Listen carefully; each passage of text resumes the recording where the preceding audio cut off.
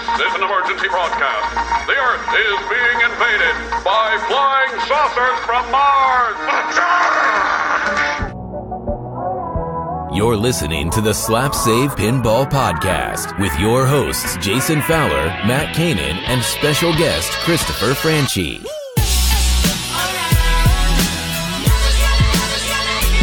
Welcome, fellow prophets of pinball, to the Slap Save Pinball Podcast. This is episode number 22, and today's date is April 28th, 2019. I am Jason, and next to me is... I am Matt. Matt, I know it's hard to believe, but I've had a couple beers. I'm drinking a Founder's Porter. Are you having anything, or are you I stone am cold having sober? the finest of all scotches, Dewar's White Label. Ooh, now that's backwards. You're having the scotch, and I'm drinking the beer. That's something's not right. Yeah. All right. Well, drink responsibly, everybody out there. Don't drink too much. And we'll go into the episode summary. So to start off with, we're going to do a little update and a recap of the show so far. I know some of you looking at our numbers lately, and I'm very grateful for this. We are obviously getting in some new listeners. Things are going well. What I'd like to do is just get everyone caught up. That's what we're going to do first. And then we're going to do some... Matt, are you ready for some genie rubbing? I love rubbing. Okay, just keep your pants zipped. It's not that kind of rubbing. Where it's genie rubbing. Don't tell me my business. And then after that, just in case you haven't heard, in the last episode, which absolutely blew up, Chris Franchi is with us again. And he's going to be talking some curb stomp motivations. After that, we're going to do the full plunge. And then the full plunge today, we're going to talk about mods and our thoughts on them.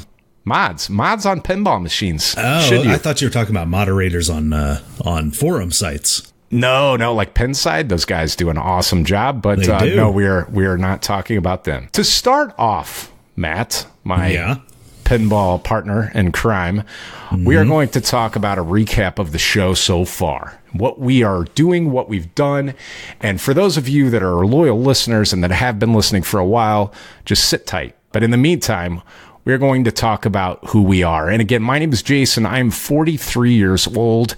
I am a passionate guy about pinball, obviously, because I'm taking the time to do all of this. Matt, give us your bio. Yeah, my name is Matt, and I am 34 years old, the opposite of Jason. He is the pup.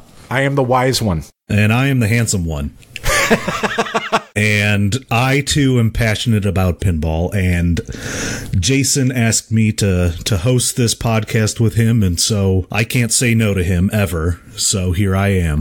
If you will look, the negotiations for pulling Matt into this were very intense, and it involved 2 cans of beer, a short stack of saltines, because we talked about the long stack was way too much, but we did a short stack of the saltines. Eat that many carbs. And there was possibly a Jessica Alba blow-up doll that was duct taped that looked like she had a stroke and was maybe had a cocaine problem. Yeah, it was... That was more than I could ever hope for, but it looked like you pulled it out of a dumpster behind Arby's. Maybe I did. Okay. And maybe I used it. Anyway, so... we're going to go into this, and that's the extent of our qualifications. Basically, there are none, right? Yeah. So we have microphones and we play pinball. That's, resume over.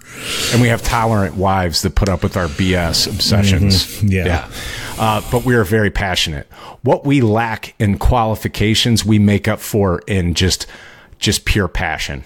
Not of the trashy novel, but more of just loving pinball. And that's what I'm talking about when I'm talking about passion. And then we're going to be objective. At least that's our goal and that's our aim, and we've done pretty well with that, I think, so far. We don't love everything, but we also are not these guys on Pinside that hate everything too. Yeah. We are not serving any particular manufacturers, but like all people and humans, we have leanings based on what we like or what we don't, and that's normal. And we try to be objective and see things from both sides. I think it's a good balance, and we're gonna keep things short and concise. We've always that's been our calling card, is these half-hour shows. Now, for those of you who haven't followed the last couple episodes, we have brought on the famous Leonardo da Franchi to help us out with our podcast, and our original half hour is probably going to be a tad longer.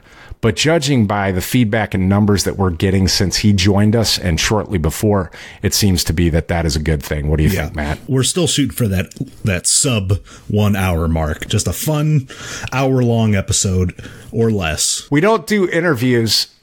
You know why we don't do interviews? Why? Because there's guys out there that do interviews a hell of a lot better than us. And I'm going to name one of them, especially when lit. They kill interviews.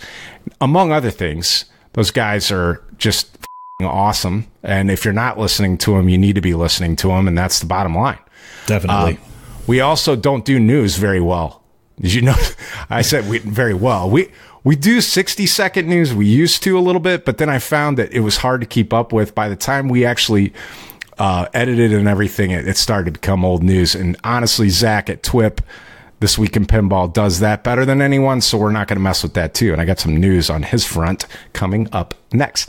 So wait. What? You just said we weren't doing news anymore, and all of a sudden you say you have news. It's a different kind of news. Oh, okay. I'm just trying to wrap it all together for our listeners here. Hey man, I'm driving the car. If it starts swerving, just buckle up. You shouldn't be driving right now. Probably not. No. I never drive like this. You know that. It's all about the Uber. Mm-hmm. So what we are is a variety editorial opinion format based show. Right? So think of us as like a really bad David Letterman. Like really pinball. Bad. We're going to do it all. Yeah. Jack of all trades, master of none. But we're not going to focus on any one thing. We're going to do everything kind of half-ass. So we are big. The thing that I'm very passionate about, though, is integrity. I know we joke around a lot, but integrity is really big with me. It always has been. I want to remain objective. I want to have enough integrity that if a manufacturer or a person that has a rumor or maybe a tip in the industry feels like they can share that with us and it's something that they trust us with, we are going to keep that close to the vest. I'm really happy with the way things are going. Sponsorship is looking good. We are starting to get some people interested in sponsorship. And in fact, we have our first one. I'm going to explain that in a second, but we want to go slow with that. We want to remain objective. We also want to select a company or individual that we believe in and that we use. And that's always been the case with Zach from Flippin' Out Pinball. And I am proud to announce we are now officially sponsored by Flippin' Out Pinball. Yeah, that's exciting. Very much so. He's going to start running a short ad on the show. We hope you'll support us and him by considering him when you want to purchase a machine.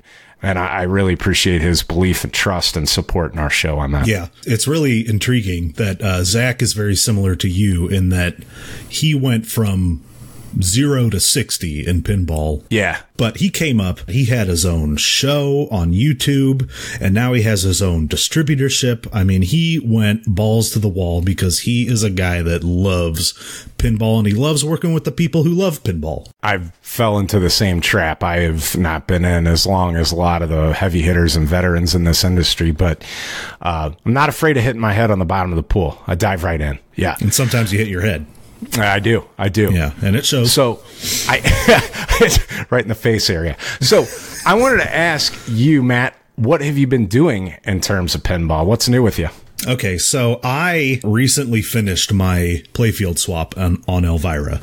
This was my first playfield swap. I just kind of wanted to take you through the steps that I took. Yeah, I wanted to know some of the details, what you learned, and all that. Go ahead. I didn't know exactly what to do, and I was trying to piece it together from information I've read online. So I labeled everything and took a bunch of pictures. You probably need to take a lot more pictures than what I took, but I labeled everything, including the connections in the back box, and then I removed the playfield and put it on the rotisserie. And I made a rotisserie out of 2 benchtop bike clamps. I wanted to future-proof this machine, so I converted all of the coil connections to Molex connections instead of desoldering everything and then resoldering it when I go to put it back together, I turned them all into quick release Molex connections. And then I removed everything from the underside of the play field. I put them I put what I could in a little ultrasonic cleaner I got from Harbor Freight. And then I also replaced the coil sleeves as I went, so I knew that it was done. But after I got everything off and I got the wiring harness off, I put that in the dishwasher and it came out looking brand spanking new. Yep. And then I removed everything from the upper part of the playfield. And again, I cleaned as I went. So at this point, I had everything off the playfield. I put the new playfield on the rotisserie, and then the easy part really came back, which was putting it all back together. I'm just kidding. That's the hardest part. It's not difficult. It's time consuming. I kind of took a break in the middle, about 2 months. In that time, I probably had, 1 or 2 beers. Eventually was able to put it all back together. And the whole process probably took about 90 hours of work. Wow. What would you say that you learned from the process? Was there things you'd do differently? What I learned was I don't think it's quite as difficult as I assumed. But if you've taken something off of the playfield before, like if you've rebuilt a flipper mech, or you've replaced plastics or taken things off so you could give it a good wax job or something, if you've ever taken anything off the playfield, you have the skills you need to do a playfield swap. Right. It's just multiplying what you've done times about 1 billion. So right.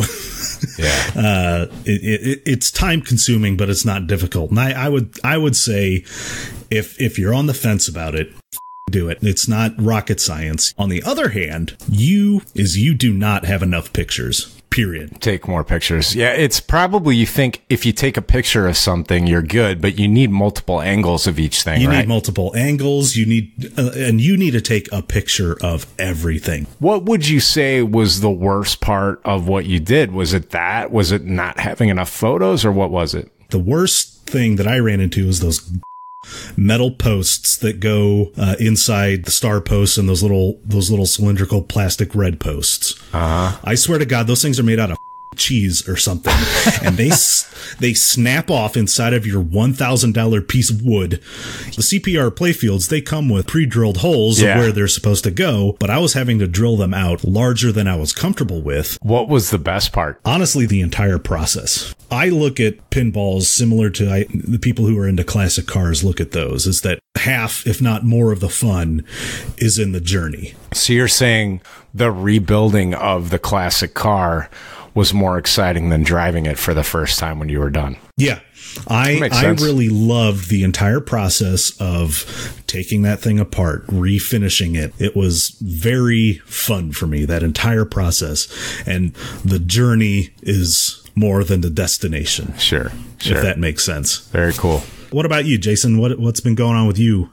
Just more Houdini stuff, basically nothing real. Yeah. So thank you with your Molex abilities, and having the moral support helped me with putting in a new power supply with Houdini. It helped. Truth be told, I still think it needs the end of stroke mod. There's no end of strokes on those particular flippers, and it starts to show. It starts to rear its head a little bit in multi-ball, and got that going on. And we were having some, we call them pin hockey parties, where we're doing... Oh, yeah, with the Blues in the playoffs. Yep. So our Blues, who are like, the notoriously kind of flops in the playoffs, we're actually having a little bit of a good run here, and we're enjoying that, and then having parties that are kind of half pinball, half hockey, and we play pinball before the hockey game starts, during each period, and then after the game, and sometimes leaks over into the actual hockey too. So it's like you're into a pinball party and a hockey game broke out. So, but, that's enough. I mean, that's a fun game. The other day I had a pretty righteous multi-ball going, and I didn't notice any flipper weakness. So I think it's starting to shape out nicely. Yeah. You had a good game, and you actually mentioned that you didn't think it was as hard as maybe you had it in your mind, right? Yeah. And I had only ever played it at Expo. Actually, I played it the first year it was at Expo, and then they had like 15 of them at the next year, and so I didn't get a whole lot of time on it. Right. But like you were saying in the last episode, once you kind of get a feel for the game and you learn it a little more, it starts to make a lot more sense. You know where that ball needs to be on the flipper. Yeah. So next up, we are going to do something that we've never done, and it's where I'm going to set it up with a little bit of a story here, right? So All right, everyone get your milk and cookies. It's time for Papa Jason to tell us a story. It's story time. Right. So 3 wishes. That's the name of the story. Now I'm gonna read the first page. All right. I'm gonna turn the page. Right. I'm sitting in my recliner. So Matt and I are stumbling around and we're in maybe an area that's not so nice, and we run across a closed arcade. Right? Oh, it's completely closed, but it was more of an abandoned close, not a close because there was too many meth heads outside the front door. So we happen to legally sneak our way in, and we start perusing the artifacts that are in the said closed arcade, and we see an Arabian Nights. One that's in the corner, and it's a little shady looking. It's covered in dust, but we can tell it's an Arabian Nights. And we walk up, and Matt, being the aggressive guy that's like, oh, we're playing some pinball, starts dusting it off. Well, while he's dusting it, he kind of rubs it back and forth a little bit because that's what he does. As I do, yeah. And all of a sudden, there's a flash of light, and there's a hippified Steve Ritchie pops out in a full gypsy garb, right?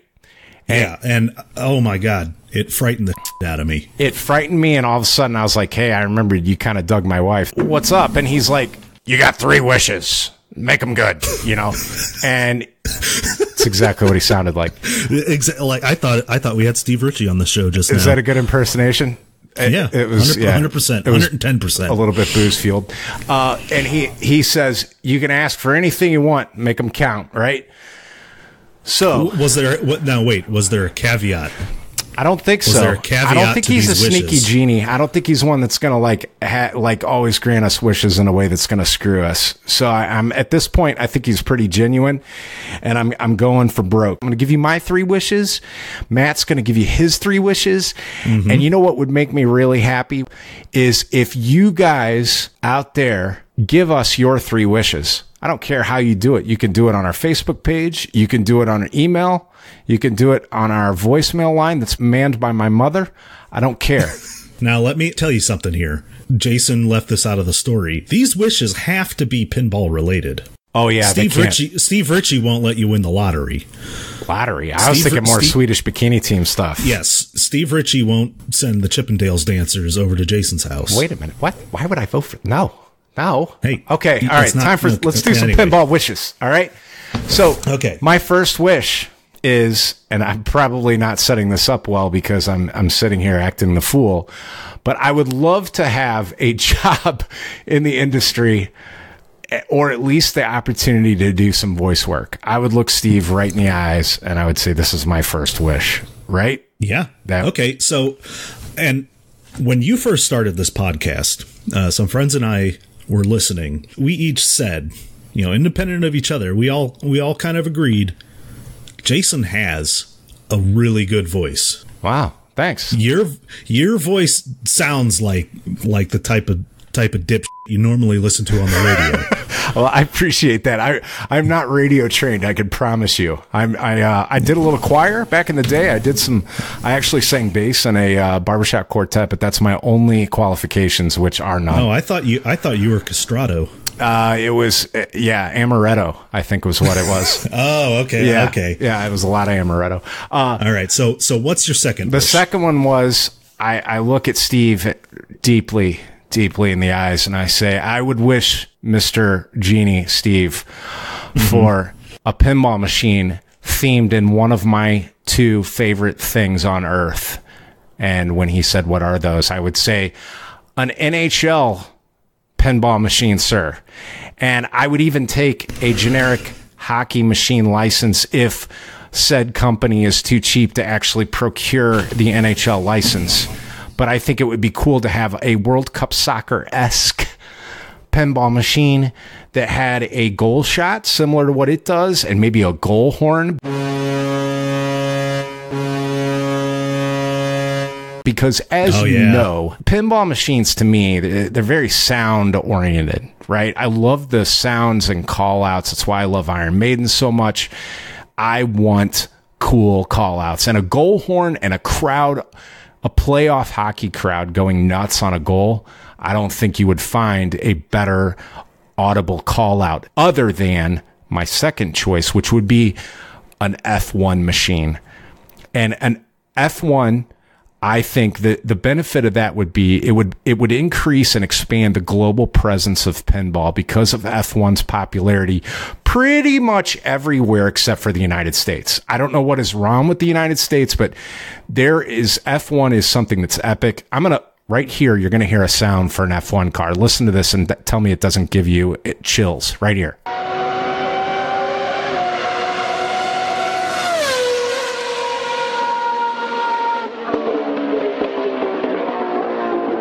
Okay, so that... Oh, man. I just went from 6 to midnight.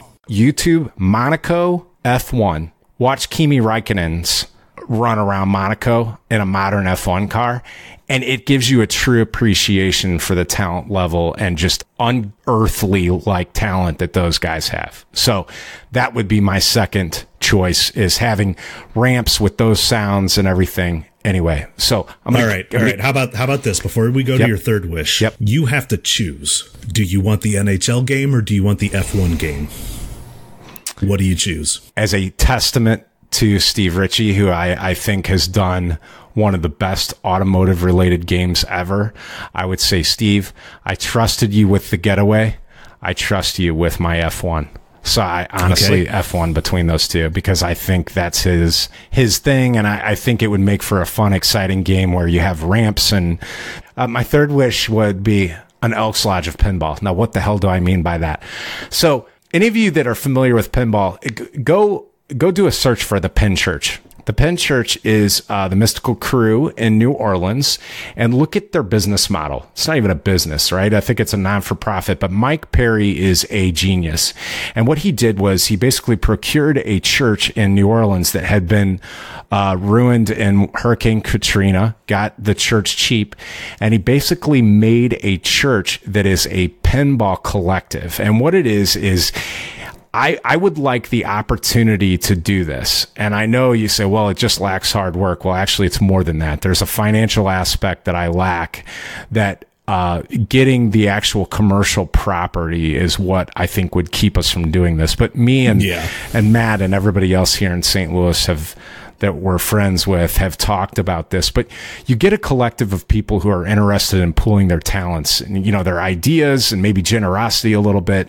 And they're all bound by this common thread of pinball. And you make this membership-based entity that people either bring pinball machines, or they pay cash or sweat equity with like doing construction for the place. And you make this gathering area where people can play pinball, you can run tournaments and other things, and maybe give it a philanthropic focus where it's more towards charities like Path of Play or JDRF or anything. It could be funded through donations, and then you could run corporate team building events to pay for it, and birthday parties, and on a limited basis. You don't do it all the time because people care about their machines, but to have that sort of thing and not benefit me. I don't want a dime out of it. I want to be able to enjoy it with my friends, but to be able to take whatever proceeds we get out of it, if there is any, and dump it back into Shriners Hospital or one of those entities that I mentioned, that would be like the ultimate thing for me. So, that right there is a quality wish. Thank you, sir. I appreciate it. But it is a little self-serving because I want to be able to drink booze and play pinball with my buddies. But it's kind of stupid to not have a self-serving wish when you're confronted with a genie. Yeah, I guess he is self-serving. That's the whole premise, right? Yeah. Well, I want to hear yours. What's your number one? Okay, my number one, my first wish, and I would actually make this part of a wish. I would say I wish to kill for a Futurama pinball machine. Wow. That's intense. I love Futurama. I think the zaniness of that show lends itself perfectly to a pinball theme. Just the outlandishness of Matt Groening's Futurama. I'm thinking bald tubes a la Xenon or Big Bang Bar. I'm thinking a Planet Express ship where the front stair gangway thing comes down and you lock balls in it. I'm thinking a bender head that follows the pinball around like Homer does in Simpsons Pinball Party. But I'm thinking even maybe more interactive, like he has a little LCD screen for his mouth, so it kind of gives those like radio sine waves like he does on the show. Yeah. And then every major cast member would have to be there to perform for the call-outs. I like it. That's a good one. I think that would make a great pinball machine. I would love all the call-out. Oh, I would love that game. I think it would sell really well, too. I do, too. Yeah. I think that show has a big enough following that would be a popular machine. It would probably sell better than my F1 machine. I have no problem admitting that. I think that's why mine will never get built, is because it's such a niche thing. But Futurama has a lot of people that love it, so... Yeah. But all right, what's number 2? All right, my number 2 wish, and speaking of self-serving, I would wish for $1 million pinball dollars. And what I mean by that is that this money can only be spent on pinball. I can't buy cars with it. Isn't this kind of like wishing for more wishes? It might be a little bit, but there's enough of a loophole there that I think our genie Steve Ritchie would let it slide. I don't know. Because, okay, now it is self-serving where I want $1 million pinball dollars so I can buy all the machines I want, right? Uh-huh. But I can buy any game I want, but if I get rid of that game, I can't just sell it and keep the money. I have to give that game away for free. That makes things interesting. And it's pinball money. Uh-huh. It's not car money. It's not hooker money. It's not Chippendale's dancer money, Jason. No hookers and blow? Yeah, no hookers and blow. It has to be pinball related. All right. And I can use it to go to shows. I can use it to invest in pinball related ventures, like maybe we can finally get Predator off the ground. I think that would be a lot of fun, having pinball only money. Given the choice between Predator and hookers and blow, I'm definitely going with the latter. All right, what's number 3? All right. In the spirit of being magnanimous, and I don't know what that word means, but go ahead. Yeah, look it up. And serving all of mankind with my pinball wish. Yeah. My third wish would be to negate Jason's wishes. You son of a bitch. Hey, you. I'm sorry. Mine, what was wrong? Why would you do that? I don't know. Yeah, all right. That's fair. I couldn't think of a third wish. So I was like, you know what? If I can't think of a third one, Jason doesn't get any. So all we're left with after 6 pinball wishes is a Futurama machine and your silly $1 million pinball dollars that we're all going to use on things that we shouldn't. Yeah. That sounds about right. I really squandered this one, and I feel really good about it. I feel really good about it. All right, next up, we are going to run that ad that we were talking about. Here it is. Flippin' Out Pinball is the exclusive distributor for the Slap Save Pinball Podcast. Flippin' Out offers the newest and hottest machines as well as the Escalera-powered stair climber. Contact Zach at 847-778-4876. Once you go Zach, you never go back. Really? Does sponsorship have to include my dignity too? So moving right along, next up is Franchi's Spot. Barlow and Franchi's around the playfield. Here it goes.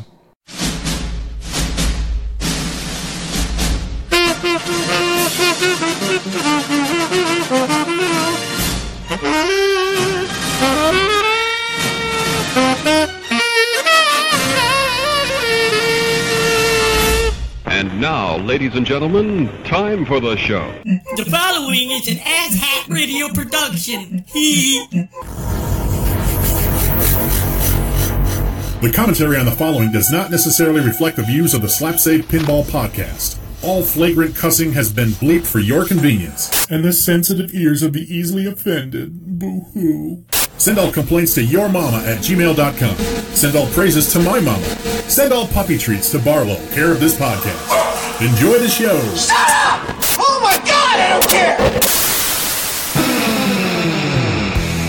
And now it's time for Around the Playfield with Franchi and Barlow.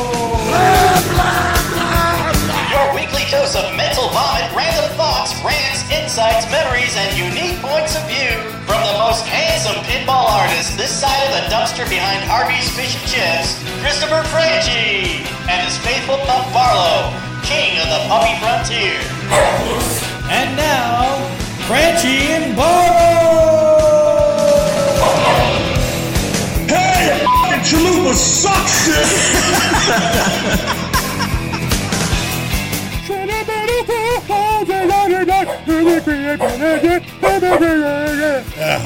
How does Michael McDonald suck so bad? How does one man sing so awful?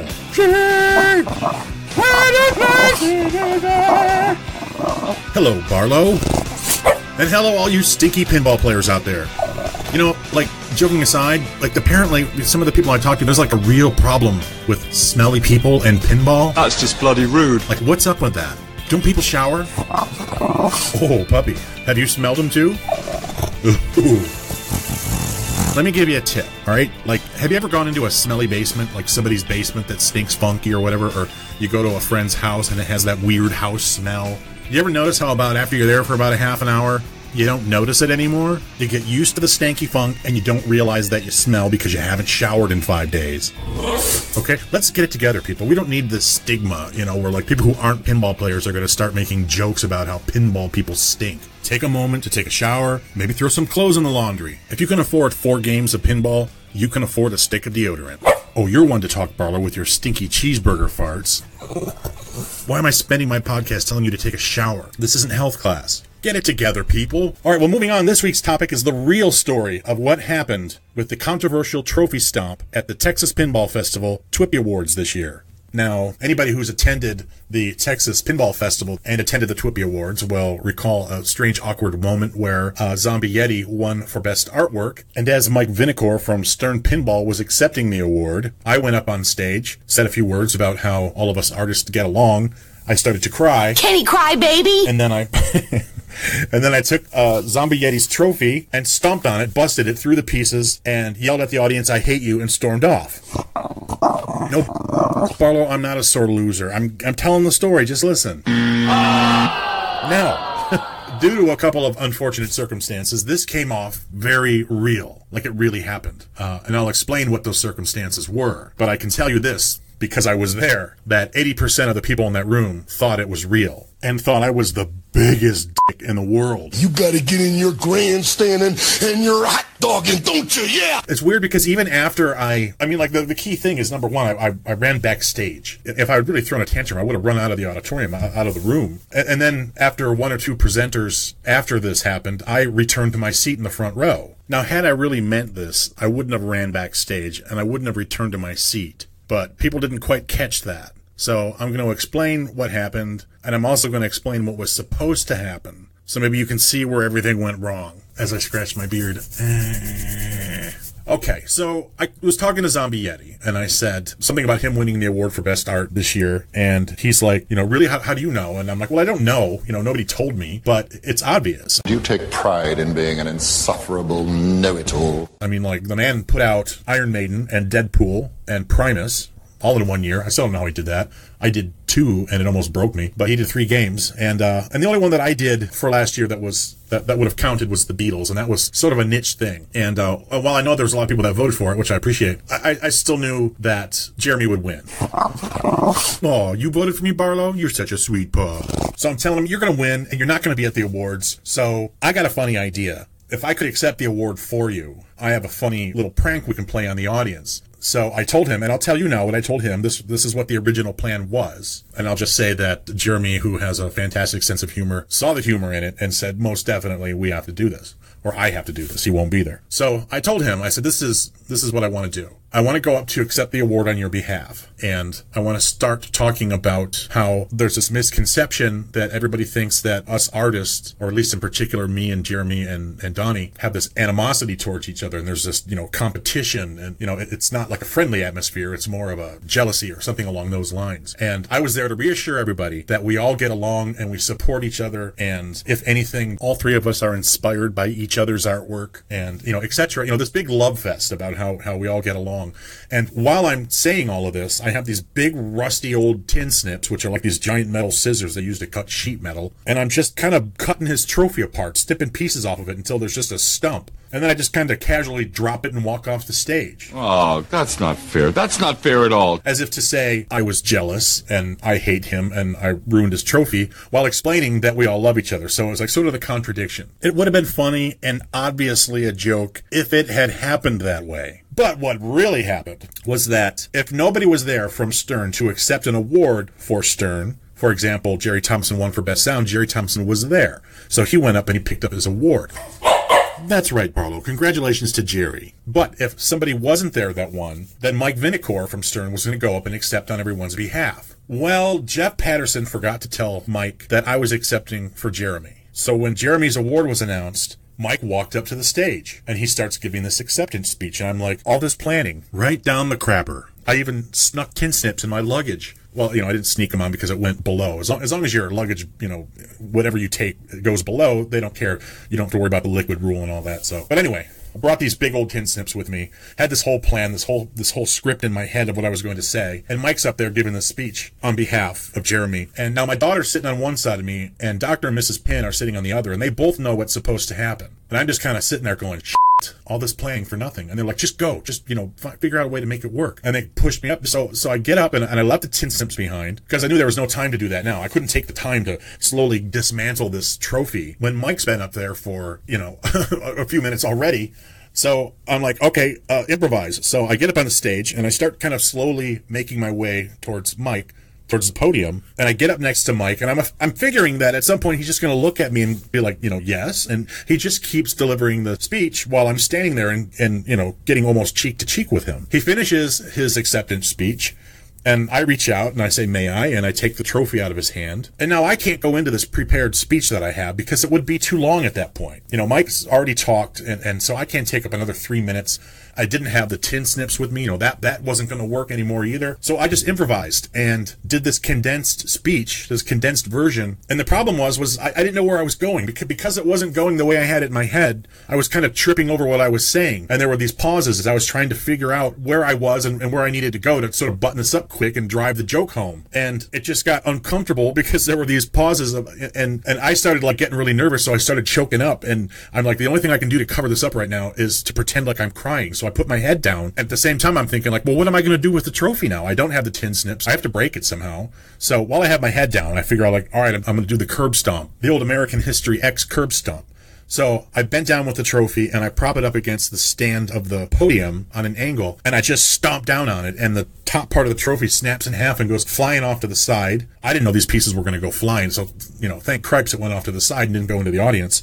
And then I reached down and I picked up the base and I threw it across the stage sideways so it wouldn't hit anybody. And I just looked at everyone and went, I hate you, and stomped off the stage. Oh, Barlow with the cheeseburgers. Come on, I'm in the middle of telling a story. We'll get one when I'm done, all right? Now, because Mike had no idea that this was supposed to happen, Mike is projecting this face of complete horror to the audience. And anybody who would have had the slightest inkling that it was a joke, that was quickly dismissed by the horror on Mike Vinicor's face.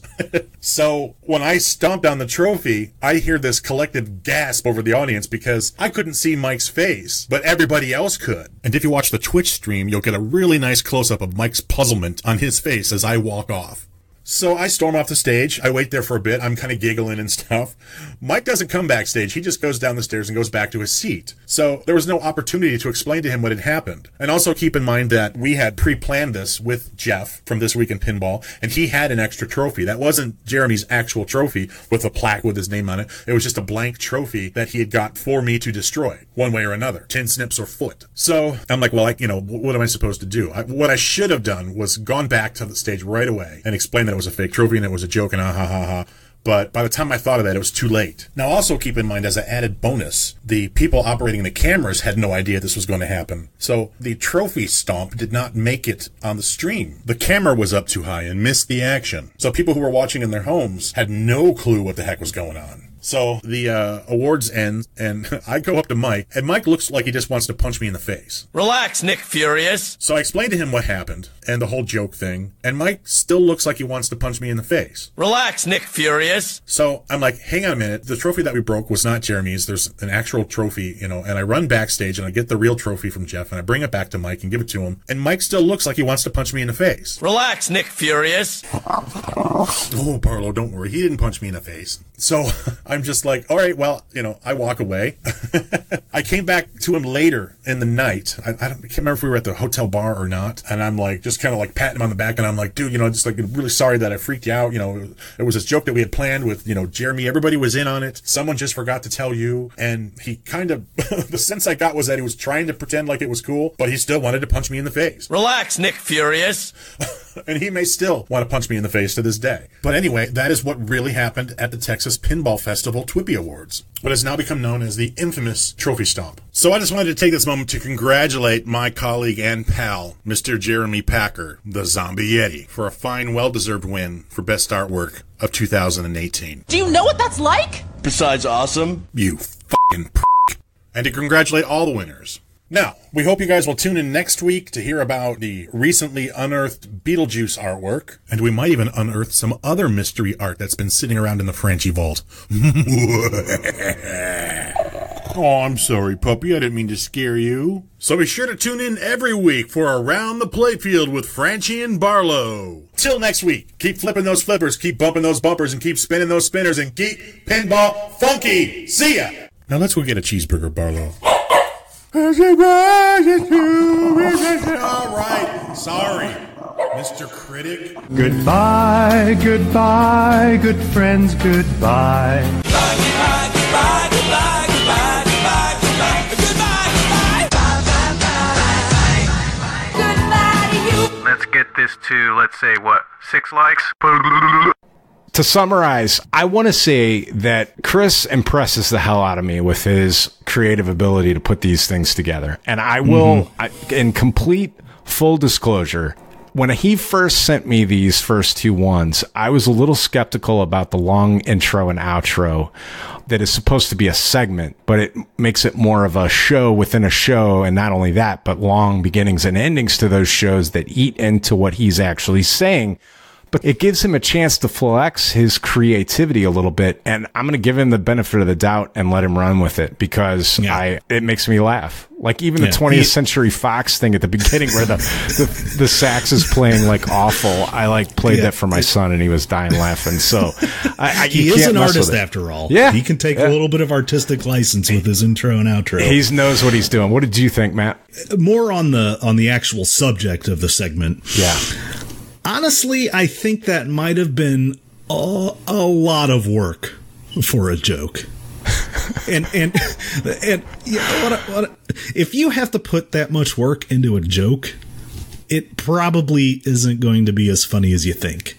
The problem is, I think, is Chris had a very intricately planned joke that, most of us know, and I think Chris does too now, or probably knew before, that the best laid plans never kind of turn out the way you think. And no, especially when not everyone involved in the joke knows about the joke. Well, but that was one of the funniest parts when I was sitting in the audience. And I will say, as anybody that was watching at home, it was a much different perspective than what I saw. It was still a little, like, oof. But you at least got a little more of what was going on than you did with the really bad camera angle on the internet stream. So I completely get what you're saying, but going into it, I knew what was happening because he was generous enough to tell me. So I kind of had a different perspective than everybody else did around me. I thought it was pretty funny, but I have a weird sense of humor. So you do. I do. But long story short, it was a joke. It might not have been the best joke, but it was a joke nonetheless. All right. Well, thanks, Chris. We appreciate it as always. Yeah, thank you very much, Chris. Yep. The Full Plunge. Next up, we have the full plunge, modding in pinball. We're going to talk about, there's some strong opinions on this out there. And, why do people mod? What is the point? Kind of want to customize it, make it your own. The bottom line is, let's talk about it. Matt, are you a modder? And what are your thoughts on it? Now, I guess I could say I'm a conservative modder. Okay. Outside of the normal, I don't know if you consider LEDs and LED flashers and shit like that mods, but outside of that, I'm kind of conservative. I think it's worthwhile to mod as long as it makes your game look better and or is more fun for you. Right. And what you have to understand is that what you like doesn't necessarily mesh with what everyone else likes, and your custom mods don't automatically increase the value of your game by 5,000%. Amen, brother. You're preaching to the choir. Yes. I so what about you? Do you think it's worthwhile? I think modding gives me at least more of a vested interest in my game. It makes it mine, right? It fuels this whole creative side of things for me. It's the same reason I do this podcast. I love talking about pinball, but a lot of this that I enjoy is the creative thing afterwards, where I'm editing it and putting it together and making it a finished product and putting sound splices in and stuff like that. So I think that that's a big reason why I do it. I tend to think you need some restraint. Definitely. You don't want to go like full like curb feelers, fuzzy dashboard, and dice hanging from the rearview mirror type stuff, because it gets real trashy real quick. And I also don't think I think there is zero return on mods unless it's something functional like Penn Stadiums. I don't, or a color DMD. Color DMD, maybe. Anything that increases the functionality or playability of a game is certainly welcome in my eyes. But what about you? Now, what kind of mods do you do?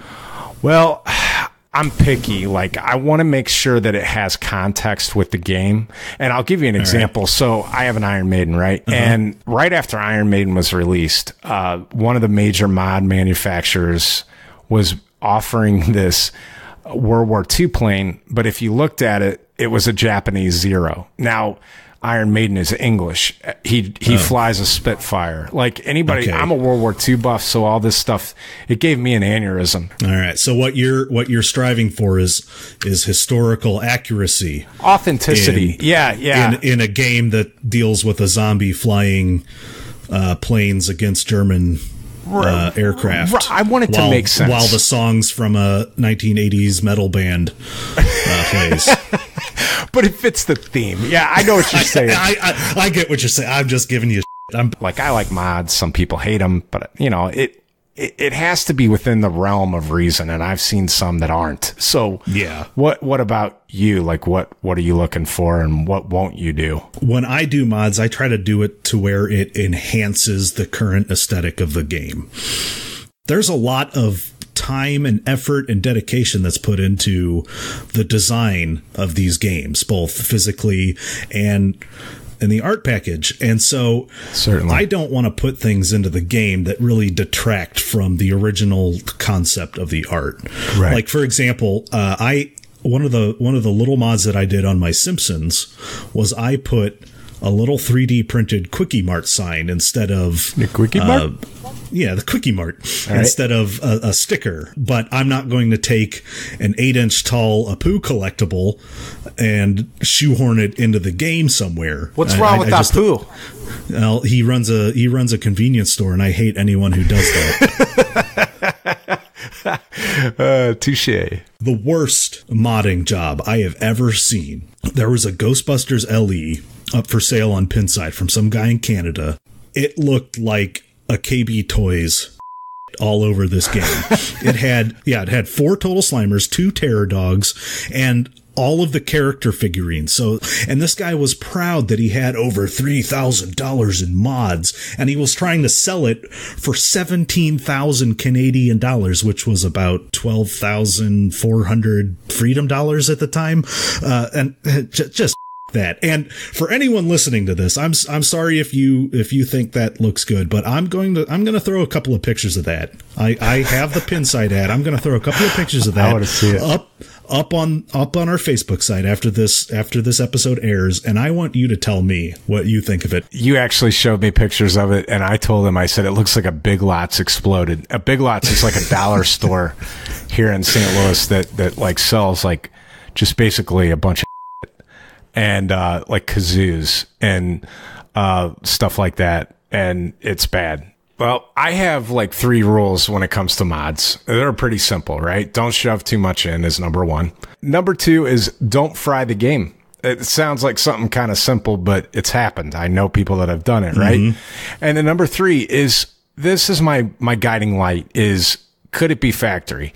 You know, if the bean counters at Stern or GAJP or wherever weren't an issue, would they do it at the factory, and is it something that would pass for it? Speaking of factory, there are some really talented people out there that not only meet this factory thing, but in my opinion, they surpass it for the most part. Measle, Modfather, Lear Mods, Hooked on Pinball. In fact, Hooked on Pinball, Robert, from there, that I've bought multiple things from, he's one of those. And he doesn't have as many things in his store as some people do, but he seems to make up for it in quality. And I will say this, on my Houdini, I had cobbled together a straitjacket off of an Iron Maiden figure that I had left over, an Eddie figure that I had kind of made into a straitjacket that I could put on the playfield.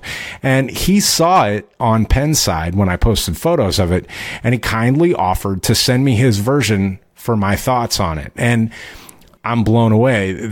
It fits his entire mold of less things, but of those things, do them better. And I know other distributors are actually selling his things now, and I apologize, I didn't look into that.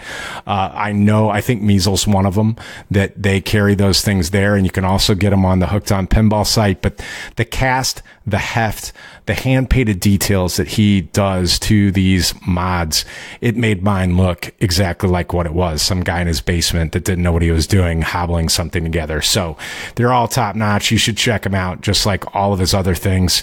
Robert, he's a good guy. Well, we have run really long. I apologize. I know that with Chris doing this, and we had a big episode too. We were really excited about some of the things we were going to talk about, including the wishes, but we're going to do things on closing a little bit different. I know I'm getting tired of saying the same thing each time. You guys are probably getting tired of hearing it as well. Our show notes have every way to get a hold of us, and I'd like to ask that you use those. The only thing I would ask is that you send us some thoughts. Call them in, email them in, whatever. Give us your 3 wishes. Tell us your thoughts on mods, and do you hate them? Do you love them? Where do you get yours? Who do you enjoy using? We'd love to have your interaction and make this thing a back and forth between you guys. I know a lot of you are listening. I know you don't always have time to take the time to write a message or whatever, but if you do, it would be sincerely appreciated. I want to thank you for joining us. Thank you for being loyal listeners. Thank you for checking us out for the first time, if that's what you're doing. I want to thank Matt. And I want to say thank you for having me. I'm having a blast so far, and I hope everyone else is too. For sure. For the love of everything holy in pinball, make sure you tune in next week to see the art that Franchi is releasing with this episode when he does the next week's show. I'm a fan of the IP and the license, and I will tell you this, it gave me chills when I saw it. The story behind it is incredibly sad, but I'm going to wait for Chris and Barlow to give you the details and make that splash next week. Thanks for joining us. We're going to be back here at the same time, same place.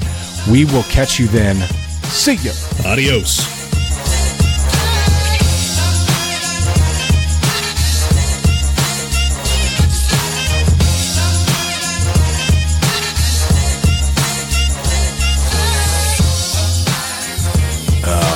My son is just different from me. It's all I wish for. I'm gonna have to do some major chopping. That's what she said.